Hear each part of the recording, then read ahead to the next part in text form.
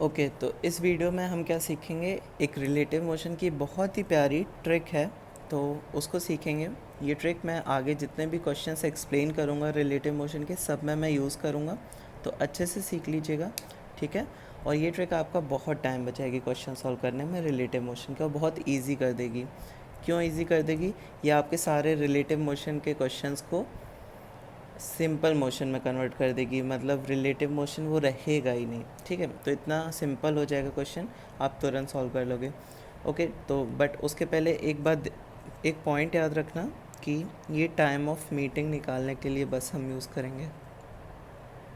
जब भी relative motion हो रहा होगा और दो बॉडीज़ का टाइम ऑफ मीटिंग निकालना होगा, उसके लिए हम यूज़ करेंगे, ठीक है। डिस्टेंस हम इसके बाद निकाल सकते हैं, डिस्टेंस के लिए कोई ट्रिक नहीं है, ठीक है।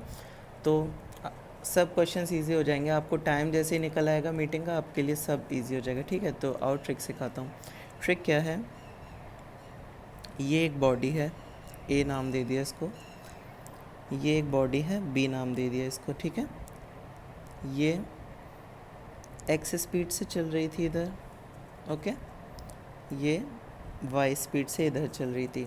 तो रिलेटिव मोशन हो गया ना, दोनों बॉडीज़ उसमें मोशन में, कोई भी रुका हुआ नहीं है, तो ये रिलेटिव मोशन का केस है, ठीक है। ट्रिक क्या है कि आप एक बॉडी को रेस्ट में एज्यूम कर लो, कोई भी बॉडी को रेस्ट में डाल सकते हो, आप ए को भी डाल सकते हो, ठीक है। फिर क्या करो, उस बॉडी को जिसको आपने रेस्ट में डाला है उसकी स्पीड पलट के, मतलब डायरेक्शन चेंज करके दूसरी बॉडी को दे दो। तो अगर आपका वाई ऐसे था तो पलट देंगे तो इस डायरेक्शन में आ जाएगा, तो ए के पास अपना एक्स तो था ही स्पीड, एक वाई स्पीड भी मिल गई है इसको, ठीक है। बी की पलट के हमने इसको दे दिया, तो इवेंचुअली ए के पास क्या है, कितनी स्पीड है, एक्स प्लस वाई, ओके। अब देखो, मैंने आपसे कहा था रिलेटिव मोशन का सवाल सिंपल मोशन में कन्वर्ट हो जाएगा, सिंपल मोशन बन गया अभी है। इस केस को देखो, एक बॉडी रेस्ट में है, और दूसरी बॉडी उसकी तरफ एक्स प्लस वाई की स्पीड से बढ़ के आ रही है, ठीक है। तो काफ़ी सिंपल हो गया। अब आप टाइम ऑफ मीटिंग निकाल लेते हो, तो वो क्या होता है, डिस्टेंस अपॉन टाइम, ठीक है। तो डिस्टेंस क्या हो जाएगा, इन दोनों के बीच की डिस्टेंस सपोज डी मान लिया हम लोग ने, तो डी रिलेटिव डिस्टेंस है, ठीक है। डी हो गया, और स्पीड क्या रख देंगे, time equal to distance upon speed होता है, तो स्पीड रख देंगे ये रिलेटिव स्पीड, ठीक है, जो कि हमने ट्रिक से पता कर लिया एक्स प्लस वाई है। तो यहाँ से आपको टाइम ऑफ मीटिंग मिल जाता है। हमेशा time of meeting relative motion के क्वेश्चंस में लगाओगे तो ऐसे ही निकालोगे, ठीक है। अब एक और केस ले लेते हैं, एक दूसरा केस लेते हैं, जब क्या करते हैं, ये दोनों बॉडीज़ सेम डायरेक्शन में जा रही हूँ, ओके। सो एक सेकेंड रुकना है, ये हटा देते हैं।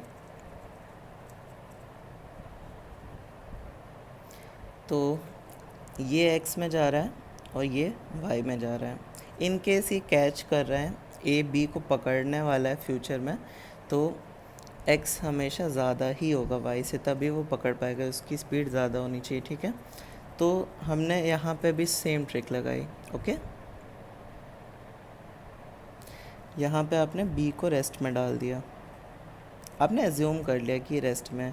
क्या करोगे, इसकी वेलोसिटी पलट के दोगे, इसकी आगे की तरफ थी तो यहाँ पीछे की तरफ होगी, तो ए के पास क्या होगा, एक्स आगे की तरफ थी और वाई पीछे की तरफ मिलेगी, तो इवेंचुअली इसके पास क्या होगा, वाई कैंसिल करेगा एक्स को, ठीक है थोड़ा, तो यहाँ स्पीड इसकी हो जाएगी एक्स माइनस वाई। तो ये किस रिलेटिव स्पीड से बी को चेज़ करने वाला है, एक्स से नहीं चेंज करेगा, एक्स माइनस वाई से चेज़ कर रहा है, ठीक है, रिलेटिव में। अब डिस्टेंस सपोज डी मान ली हम लोग ने, तो टाइम जिसमें ये चेज़ कर लेगा बी को, वो हो जाएगा डी अपॉन रिलेटिव स्पीड, जो कि हमने ट्रिक से निकाल ली, ठीक है। इसको कोचिंग में ऐसे पढ़ाया जाता है कि सेम डायरेक्शन में हो तो माइनस कर देना, अपोजिट डायरेक्शन में हो तो ऐड कर देना, उतना भी याद रखने की ज़रूरत नहीं है। सिंपल याद रखो कि एक बॉडी को मैं रेस्ट में डालूंगा तो उसकी स्पीड पलट के दूसरी बॉडी को दे दूंगा, ठीक है, उससे मेरा टाइम ऑफ मीटिंग निकल आता है। उसके बाद जो भी कैलकुलेशंस होंगी उसके आगे हम करेंगे, ठीक है, क्वेश्चंस करूँगा, आप समझोगे, ठीक है, क्वेश्चंस में आपको सब समझ आ जाएगा, बट उसके पहले ये बेसिक चीज़ याद रखनी है। समरी यही है कि जब भी दो बॉडीज़ रिलेटिव मोशन में, एक को रेस्ट में डालो, उसकी स्पीड पलट के दूसरी बॉडी को दे दो, और आप टाइम निकाल सकते हो मीटिंग का। टाइम निकालने के लिए ही ये ट्रिक यूज़ करेंगे। डिस्टेंस इस टाइम के यूज़ से हम निकाल लेंगे कि वो किस डिस्टेंस पे मिले। ठीक है, सपोज़ आपको यहाँ पे ही डिस्टेंस निकालना होता है कि कितने डिस्टेंस बाद ए ने उसको कैच किया, तो अब आपके पास टाइम ऑफ मीटिंग आ ही चुका है। ए की स्पीड एक्चुअल में एक्स थी ना, तो इसने डिस्टेंस कितना कवर किया, डिस्टेंस होता है स्पीड इनटू टाइम। इस स्पीड से चल रहा था और इस टाइम में वो लोग मिल गए, तो डिस्टेंस आप ऐसे निकालोगे। ठीक है, ओके। सो ये हो गया आपके बेसिक्स। अब आप रिलेटिव मोशंस के सारे क्वेश्चंस देखो और आपको बहुत अच्छे से समझ आएगा। ठीक है, थैंक यू।